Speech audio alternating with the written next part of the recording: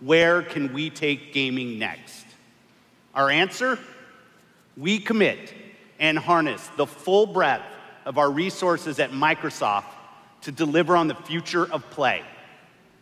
Our experts in Microsoft Research are developing the future of gaming AI, so the worlds and characters we enjoy will be even more rich and more immersive.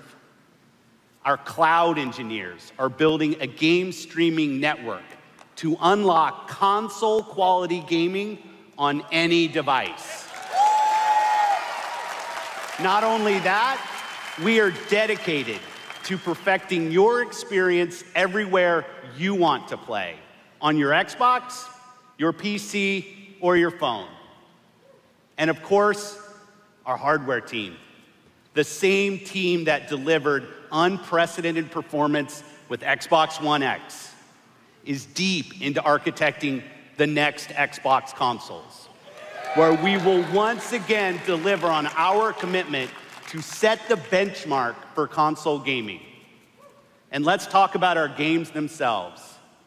We are committed to building an industry-leading first-party studios organization. And as you saw earlier, we are making one of our greatest single-year investments in teams by adding 5 new creative studios.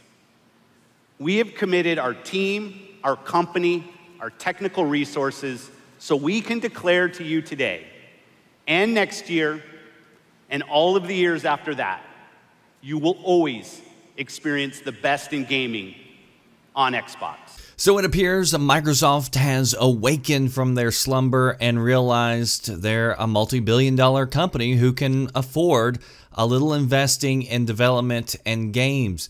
And after what seems like forever with Microsoft saying, "We hear you, be patient, the games are coming," Microsoft closed out their conference by saying, "We hear you, be patient, the games are coming." No doubt, the future looks bright for Microsoft, and fans who have been waiting on them to make moves, I think, were overall left satisfied by what they heard on stage. The first, step to fixing a problem is admitting that you have one. But it seems like Microsoft is going to sort of keep it on cruise control and survive these next couple of years of sparseness while they wait on their investments to bake in the oven, because those 5 studios aren't going to be showing anything anytime soon, likely, that gamers haven't seen. It takes years to develop games. And just this morning, it was revealed that Halo Infinite trailer, it was merely a tech demo for their new engine and not really representative of the game. The devs are saying with that, it's still, quote, a long ways out, which I also mentioned in my video yesterday about my review of the conference. And so you take this information and then you couple it along with Phil's closing statements. It seems like Microsoft is done with the current generation and looking ahead to the next launch. Now, that's not to say that when the new system launches that games are going to stop showing up on the Xbox One or Xbox One isn't no longer supported, any of that BS.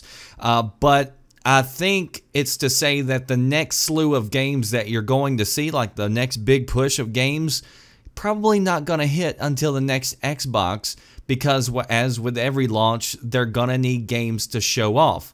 Yeah, you might get one here or there. You're going to get Gears of War next year, hopefully, if that stays on schedule. But the next big push, I don't think is coming until the next Xbox. Phil Spencer says they are already deep into working on the next consoles, and you may have noticed he said consoles with an S, meaning plural, and so you're likely to see multiple choices. And considering he's talking about streaming, EA is talking about streaming, Ubisoft is talking about streaming, everybody's talking about streaming. And so I can almost guarantee you that they're going to have some option where they may just have like a streaming device put out there on the market. And, those things are super cheap to manufacture, and, the casuals, they don't care about anything like that. Now, that's not to say that they're going to stop making hardware, because they're not. Phil Spencer actually, in a recent interview, talks about don't worry about being pushed or forced into streaming your games anytime soon. It's just going to be another option so that they can compete with systems like PlayStation Now and GeForce Now. Here's what he said about local hardware. Quote, I'm a little more bullish on people having local hardware to run games for many, many years. What we will find is more people playing the quality of games we're used to seeing on a console on other devices. But that doesn't mean this experience of playing on my television with a great sound system, great frame rate, great resolution is going to go away that quickly. What you'll see is a diversifying of the places where people can play great content. For a lot of us today, there's a certain kind of game we expect on a phone and another kind of game that we expect on a console. It's not always true that they're separate. You see PUBG and Fortnite now on phones doing much better, but a lot of the games that were very casual. I know content developers want to reach as many people as they can with their content. So I do think as we move forward, more people will be playing more kinds of content on other devices, but television will be one of those, and we're committed to that. So some of you may say, I mean, they just released the Xbox One X, so why in the world would you possibly mention anything about a new Xbox coming already so soon, just a few months after the release, and possibly cut into the sales of that hardware by talking about the next iteration? Because basically telling people your system's already outdated. Here's what Spencer told Eurogamer when he was asked about this earlier. Quote, why other people might not want to say, hey, there could be another console when we all know there likely is because it's a, hey, I need to keep people buying the console that's there.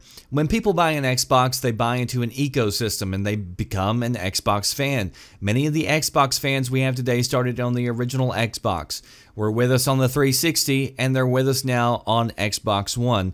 I trust their commitment to our devices and our services as we go through this journey with them. So I'm going to be open with them. I don't have anything to announce specifically, but I do want people to know that we're committed to the experience they love of playing great games on a console on their television, and we think it's an important part of the future of our brand.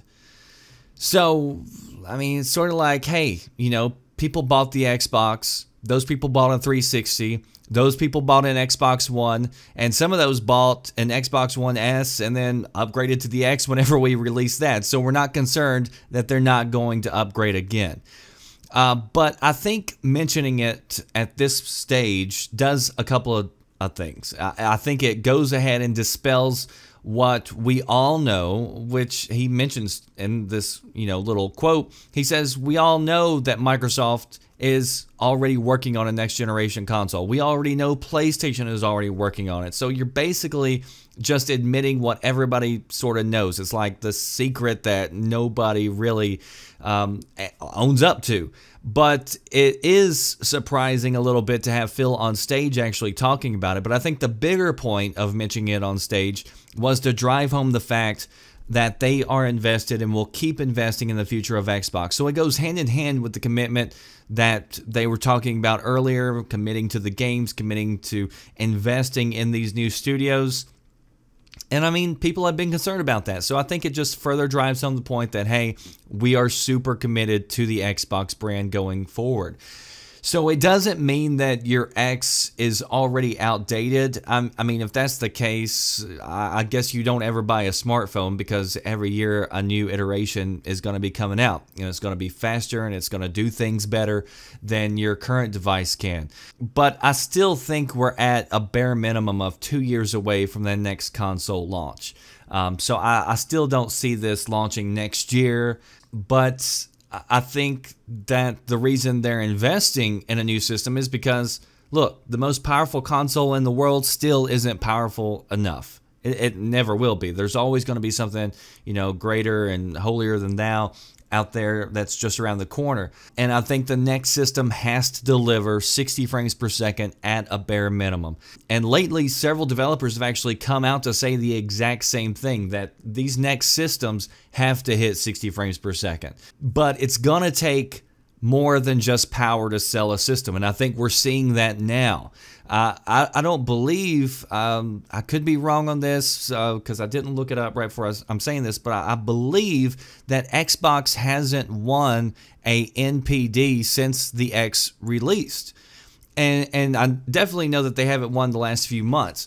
So if power was really the most important thing to gamers, then the Xbox should be flying off the shelf. But instead, you have them like this last month showing up in a distant third place on NPD sales. If power sold systems, then Nintendo wouldn't be flying off the shelf. So it's going to take games plus power. It's got to be a combination of everything. You know, you got to have the right service, you got to have the power, you got to have the games. Most importantly, the games. Xbox knows it has a games problem when it comes to the first party, and I think it's a great step for them to get up on stage and address it. Do I wish these steps would have taken place back in 2015 or 2016? Yeah. It makes me wonder what they've been doing for several of these years. Because while Sony is hitting their stride, it seems like, and pumping out quality games over a regular, consistent basis now, even though, yes, they did have sparse years that, yes, I did call out quite a bit when that was actually happening. But they're hitting their stride now.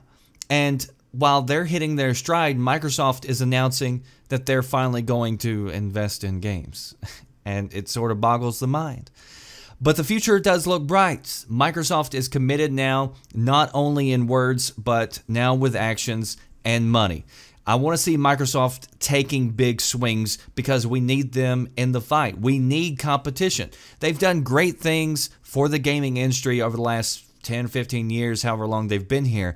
And competition is good for everybody in the industry. The worst thing that can happen is that we get complacent, that companies get complacent. You don't want Sony. If you're a Sony fan, you want Xbox delivering good games with good content because you don't want Sony getting complacent with just running off in first place and not having anybody chase them, because that doesn't give them much incentive to keep pushing harder.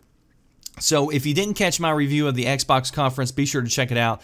I'll link it in the description box. If you enjoyed this video, give it a like, share it. If you didn't like it, dislike it, and tell me why you disagree with me. Tell me where I'm wrong in what I've just stated. I look forward to hearing your feedback. That does it for me, the Red Dragon.